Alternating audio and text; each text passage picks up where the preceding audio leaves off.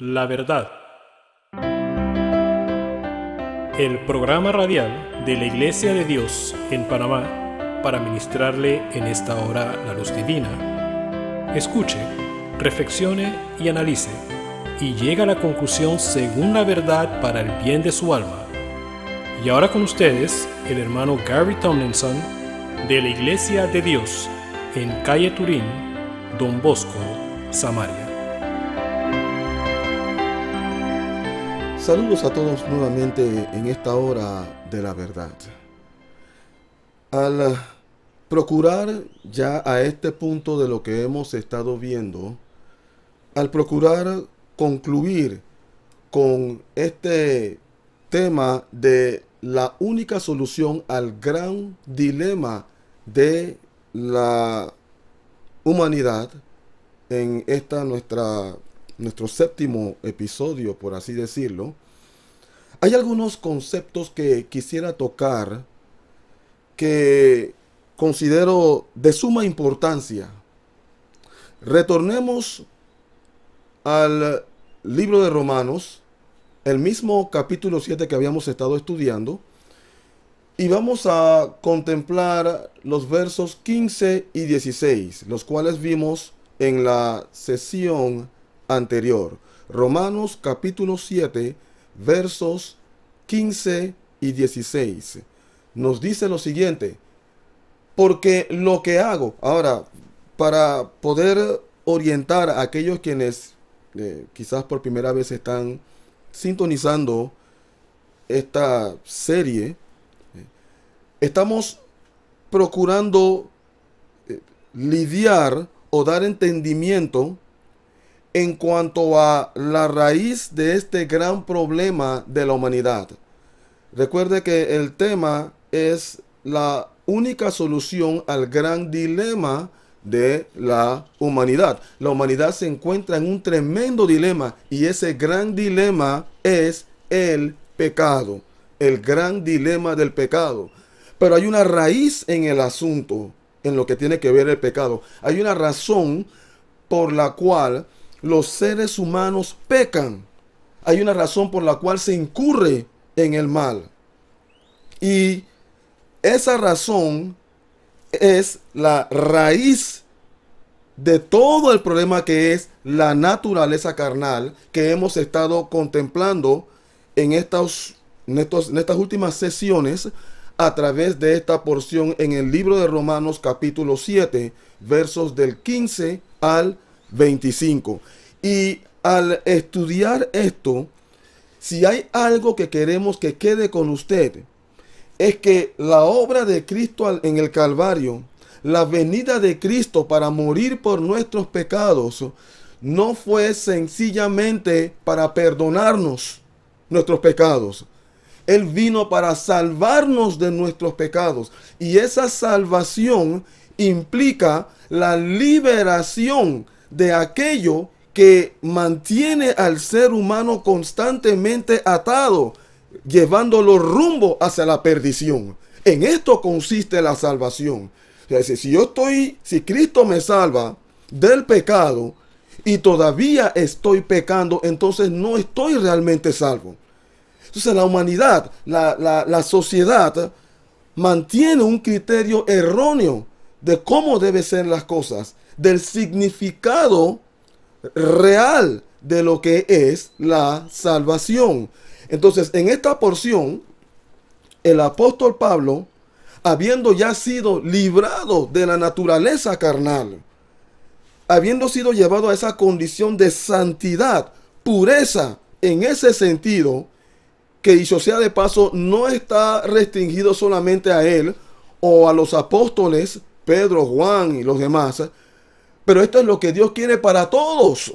Entonces, el apóstol Pablo, habiendo sido librado de la influencia poderosa de la naturaleza carnal, en esta porción, para poder dar un claro entendimiento de la operación de la naturaleza carnal, él se coloca en el lugar de una persona bajo este poder, de una persona en quien la carne está todavía activa.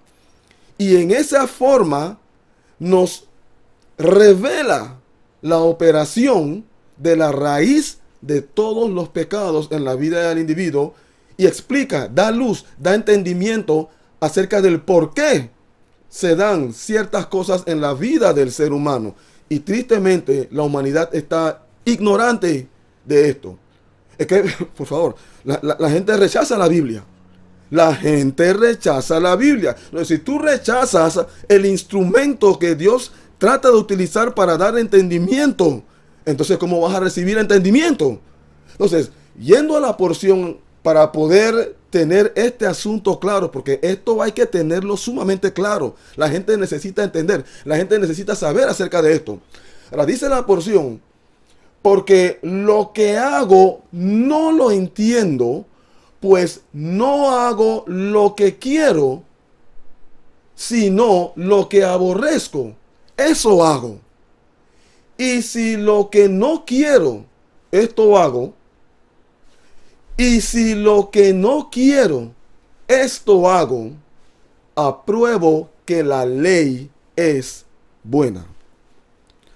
Y este es el concepto al cual quería que nos adentráramos.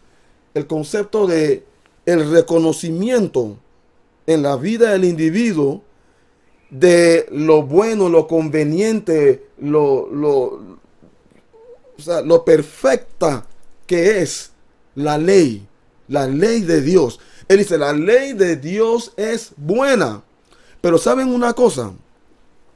Esta es una condición que no todos, esta no es la condición de todos. Esta es una condición a la cual hay que arribar. Esta es una condición a la cual hay que llegar. Porque viendo la humanidad, en la humanidad tenemos una combinación de seres humanos, una combinación de mentalidades. Y no todos aprueban la ley de Dios. No todos la aprueban. Hay quienes la rechazan. Entonces, para poder decir, llegar a esa condición de poder decir que la ley es buena, el individuo necesita arribar a esa condición. Y es aquí en donde Dios opera en la mente de todo aquel que se lo permite para ayudarlo a percibir que en efecto lo que Él ha establecido a través de su ley es buena. Entonces, no en todos los casos la mente del hombre aprueba la ley de Dios. Y recalco, esta es una condición a la cual hay que arribar, a la cual hay que llegar.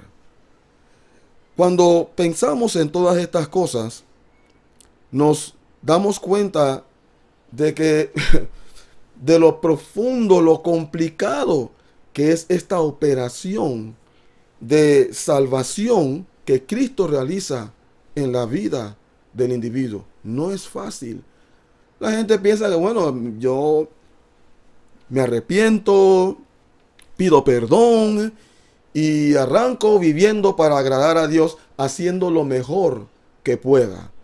La gente dice eso, pero no es tan fácil así. Esta es una obra sumamente profunda. Estamos hablando de una obra en el espíritu del individuo. Mira, yo le voy a decir una cosa. Si una operación de corazón es sumamente complicada, una operación corazón abierto, una operación de la mente, no la mente, el cerebro, una operación del cerebro que es sumamente complicado. Si estas cosas, estos aspectos de la vida del ser humano son tan complicados, cuanto más no lo será el espíritu del individuo, que es una dimensión mucho mayor que lo que tiene que ver con lo físico. El espíritu del hombre es una dimensión, es un nivel superior a lo que tiene que ver con el aspecto material en la vida del ser humano. Ahora sigamos con otro aspecto que es importante en relación con la naturaleza carnal el viejo hombre, la naturaleza de pecado. Algo que quisiéramos recalcar en esto es que esta misma naturaleza carnal se manifiesta en la vida del individuo conforme a su trasfondo. Conforme a su trasfondo. En otras palabras, ¿a qué se entregó? Por ejemplo, durante su niñez. ¿Cuáles fueron los males en los cuales incurrió durante los años de su niñez, adolescencia, durante su juventud? Bueno, precisamente en esas áreas es en donde la naturaleza carnal más se va a manifestar en la vida del individuo. Y todo esto está muy relacionado a la atmósfera dentro de la cual se desarrolla ese muchacho, al ambiente dentro del cual va creciendo esa criatura. Por ejemplo, si crece dentro de un ambiente de constantes riñas y peleas, bueno, es allí en donde esa naturaleza carnal se va a manifestar. Es allí en donde va a cobrar fuerza esa naturaleza carnal. En ese aspecto de pelear, la fuerte tendencia a pelear, a discutir, a airarse. Esta es la razón por la cual algunos incurren en ciertos males, pero en otros no. Así es. En un momento dado, o sea, hay personas que son tan honestas, no se atreven a mentir. No se atreven a mentir. No son personas salvas, no están salvas, pero no se atreven a mentir, porque fueron inculcados desde pequeños a decir siempre la verdad. Entonces eso ha quedado impregnado en ellos. Pero por otro lado, mientras fueron inculcados siempre a decir la verdad, o sea, por otro lado, dentro de este mismo seno familiar se desarrolló, por ejemplo, el espíritu del orgullo. El espíritu del orgullo. Nosotros decimos la verdad. Poseemos cierta dignidad. Y bueno, pero ahí hay otro mal. Ahí hay otro mal. Así que mientras por un lado no incurre en este mal, por el otro lado incurre en esta otra serie de males. Es como lo que se dio con Cristo y los fariseos. La porción nos narra de esta escena cuando los fariseos le trajeron a Cristo a una mujer que la capturaron en el acto del adulterio. La agarraron infraganti y la trajeron a Cristo y le dijeron: ok, Jesús, esta mujer la hemos agarrado justamente en el momento del acto del adulterio. ¿Qué dices tú que debemos hacer con ella? En ese instante yo puedo verlos a ellos pensando y diciendo: lo tenemos. Porque si él dice apedréenla, entonces ¿dónde está tu amor, Jesús? ¿Qué de tu amor? ¿No decías tú que debemos amarnos unos a otros? Pero si él dice no la apedreen, entonces estás yendo en contra de la ley de Moisés, porque Moisés estableció que debe ser apedreada. Bueno, vamos a ver con qué va a venir Cristo. Ya lo tenemos. Pero ellos no se dieron cuenta con quién estaban lidiando. Jesús les dijo: está bien. ¿Ustedes quieren jugar vivo conmigo? Yo le voy a plantear el asunto. Aquel que no tiene pecado, que lance la primera piedra. Que lance la primera piedra. Aquel que no tiene pecado, que lance la primera piedra. Y lo dejó ahí. En ese momento quedaron impactados, sin esperar ese tipo de respuesta. Es que ellos no sabían que estaban lidiando con el Hijo de Dios, el que lo sabe todo, el sabio. Jesús ya sabía que ellos venían con aquello. Y la palabra nos dice que uno por uno fueron dejando caer las piedras, desde el más anciano hasta el más joven. ¿Por qué? Porque sus conciencias les estaban remordiendo. ¿En qué manera? Bien, si bien, es como si sus conciencias les dijera, si bien no cometes el acto de adulterio, pero tú incurres en este otro mal. Tú robas. No cometes el acto del adulterio, pero mientes. No cometes el acto de adulterio, pero le haces males a tu prójimo. Y así, sus conciencias les fueron remordiendo. Así que ellos no estaban en capacidad de ejercer el juicio. No estaban en capacidad de ejercer el juicio. Ahora Cristo queda solo con la mujer. Y él le dice a ella, ¿dónde están los que te estaban condenando? No quedaba ninguno. Cristo le dijo, yo tampoco te condeno. Yo tampoco. Yo tengo toda la potestad y estoy en todo el lugar para apedrearte porque hiciste mal. Pero yo no te condeno porque esa no fue la razón por la cual yo vine. La razón por la cual yo vine es esta. Y es lo que te mando en esta hora. Ve y no peques más. Ve y no peques más. Ahora la gente dice, oye, pero ¿cómo podemos estar sin pecado? Si Cristo mismo le dijo a estos hombres, el que no tiene pecado que tire la primera piedra. Bueno, en ese momento él le dijo a ellos, ustedes tienen pecado, pero eso no implica en ninguna manera que no podían ser libres del pecado. A esto nos referíamos nosotros, creo que era en la sesión anterior, cuando hablábamos de aquellos quienes juzgan y no están en el lugar para juzgar. No están en las condiciones para juzgar. Cristo dice, saca primero la viga de tu ojo y entonces estarás en las condiciones para poder lograrlo. Y si él dijo, saca la viga que tiene de tu ojo, es porque la viga puede ser sacada. En otras palabras, si lo que él estaba diciendo es, deja el mal en el cual estás incurriendo y arriba la condición a la cual debes arribar, y entonces estarás en la condición de juzgar. Él estaba implicando con aquello que el mal podía ser erradicado, que el mal podía ser deshecho de la vida del individuo para poder estar en las condiciones para ayudar a otros y corregirlos de sus propios males. Porque en esto consiste el juicio.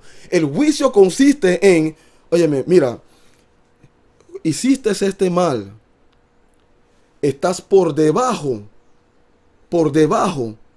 de lo que realmente debería ser tu comportamiento. Mídete. En eso consiste el juicio. La idea no es la de condenar al individuo.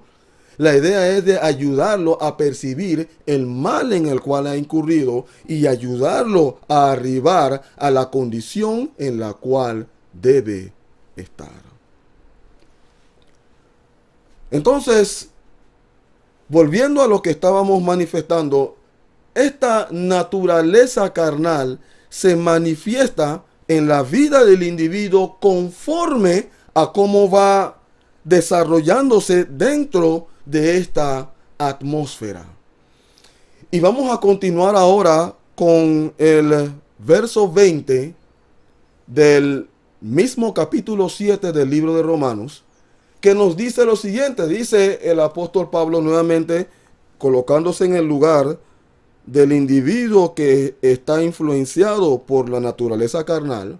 Dice, y si hago lo que no quiero, ya no lo hago yo, sino el pecado que mora en mí. El pecado que mora en mí. En otras palabras, no es que ya yo no lo ejecuto, sino el que lo ejecuta es el pecado. No, porque el individuo lo ejecuta. La idea en la porción es que el pecado, que es esa misma naturaleza, lo insta, lo impulsa, lo constriñe a incurrir en el mal por ese mismo poder. Esta es la razón por la cual se habla de la naturaleza carnal. Es una naturaleza. En otras palabras, esto es ya parte integral de la vida del individuo. Nosotros vinimos a este mundo con este mal, ya operando, ya activo, operando en nuestra vida desde nuestra niñez. Entonces, sigue diciendo la porción, y si hago lo que no quiero, ya no lo hago yo, sino el pecado que mora en mí. El pecado es el que me impulsa. Y como me impulsa, bueno, entonces termino haciendo lo que yo realmente no quería hacer. Ahora, alguien pudiera decir, como les mencionamos en la sesión anterior, bueno, yo no soy responsable porque yo no soy el que lo hace. Bueno, yo lo hago, pero hay un mal dentro de mí que me impulsa a hacerlo. Y yo no puedo vencer ese mal, porque ya eso es parte de mí. Así que ya yo no soy responsable de aquello. Y Dios me entiende. Dios dice, yo no te entiendo en eso. Yo no te entiendo en eso. Porque yo te estoy dando la solución única al gran dilema de la humanidad, que es Cristo Jesús. Entonces tú puedes determinar si mantenerte en esa condición o librarte de aquello. Es tu decisión. Yo voy a trabajar en tu vida de acuerdo a lo que tú determinas. El problema no es tanto conmigo. Yo puedo llevarte a tal condición de vivir sin volver al pecado. Tal es mi poder. Yo lo puedo hacer. Así que no hay cuestionamientos en relación con lo que yo, como el Dios Todopoderoso, puedo hacer. El cuestionamiento es si tú realmente lo quieres. Si tú realmente quieres vivir esa calidad de vida. Porque yo voy a trabajar de acuerdo a lo que tú determinas. Imagínese este médico hablando con este paciente y le dice al paciente, mira, tú estás sufriendo este mal. Y yo te puedo sanar de ese mal. Yo poseo los conocimientos para llevarte a esa sanidad. Y estamos hablando de un verdadero médico. Un verdadero médico. El médico le dice, todo dependerá de tu decisión. Si tú permites que yo te aplique el tratamiento, entonces serás sanado. Determina entonces qué hacer. Y el individuo en ese momento necesitará determinar qué es lo que va a hacer. De ahí en adelante, el enfermo ya no podrá decir, estoy sufriendo este mal, no puedo. Si él sigue así,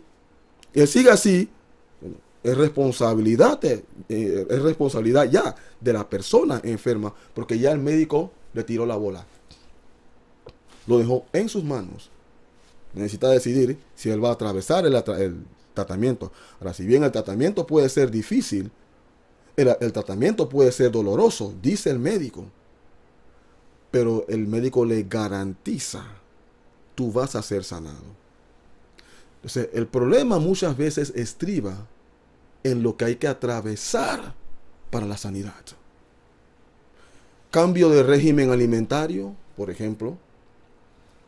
Ciertas terapias, qué sé yo, que causan dolor, incomodidad, cambios en el régimen de vida, la manera de vivir, cosas que va a tener que implementar, cosas que va a tener que dejar de hacer, en los cuales se hallaba un gusto, pero tiene que dejarlo ya ahora por la preservación de su vida. El enfermo tiene que determinar todas estas cosas. Y ¿sabe una cosa? Hay gente que lo hace.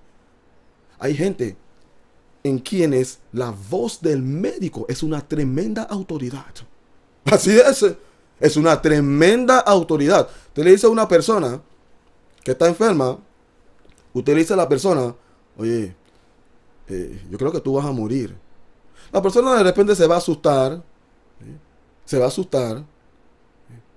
pero no va a ser igual a cuando esa persona vestida de blanco y tiene sus instrumentos y todo, y le dice, oye, tienes poco tiempo de vida. El efecto no es el mismo. No es el mismo. Entonces, las personas obedecen a los médicos y se entregan a toda serie de tratamientos para preservar sus vidas en lo que tiene que ver con lo físico. Pero yo le digo una cosa, ¿qué de lo espiritual ante el médico espiritual? ¿Qué de lo espiritual ante el médico espiritual? Estamos hablando de la eternidad. Estamos hablando de su vida como ser integral. Y Dios le está diciendo en esta hora, mira, esto es lo que yo te ofrezco. Esto es lo que yo te doy. Pero tú determinas, porque yo no voy a trabajar en contra de tu voluntad. Yo podría forzarte, pero esto lo necesitas determinar tú. Por tanto, en este verso 20 que nos dice, y si hago lo que no quiero, ya no lo hago yo, sino el pecado que mora en mí. Bueno, ya no lo haces tú, sino el pecado que mora en ti te está impulsando a aquello. Pero no tienes excusa. No tienes excusa porque Dios te está mostrando el remedio para tu gran predicamento. Verso 21. Así que, queriendo yo hacer el bien, hallo esta ley, que el mal está en mí. Queriendo yo hacer el bien. Recuerde, estamos hablando acerca de ese individuo que ha arribado a esa condición en la que ve la ley de Dios como buena, como aquella ley que le conviene. Él la acepta mentalmente, pero físicamente hablando, no posee la capacidad de poder medirse a esa ley, de vivir conforme a esa ley consistentemente. Se encuentra en esa doble vida conflictiva. Esa doble vida conflictiva. Y como le dije, Cristo está dispuesto a librarlo a usted, a librarla a usted de esa doble vida conflictiva. ¿Permitirá usted que Él haga la obra en su vida? Pensé que iba a concluir en esta sesión, pero no ha sido así. Dios lo sabe. Dios sabe todas las cosas. Pero ¿sabe una cosa? Todavía hay mucho que decir al respecto, por lo cual seguiremos. ¿Ha escuchado usted la verdad? Sus preguntas pueden ser aclaradas llamándonos al 507-398-1667. Repetimos, 507-398-1667. Visítenos a nuestro sitio web www.laiglesiadediospanamá.com. Repetimos, www.laiglesiadediospanamá.com. Puede también contactarnos por internet en la siguiente dirección: laverdad98@cableonda.net. Repetimos, laverdad98@cableonda.net. Contáctenos desde cualquier punto del mundo para aclarar sus dudas, para consejerías personales, enseñanzas, charlas, seminarios o prédicas. Que Dios haya ministrado a su mayor necesidad es nuestra oración. No olvide, suscríbase a nuestro canal La Verdad.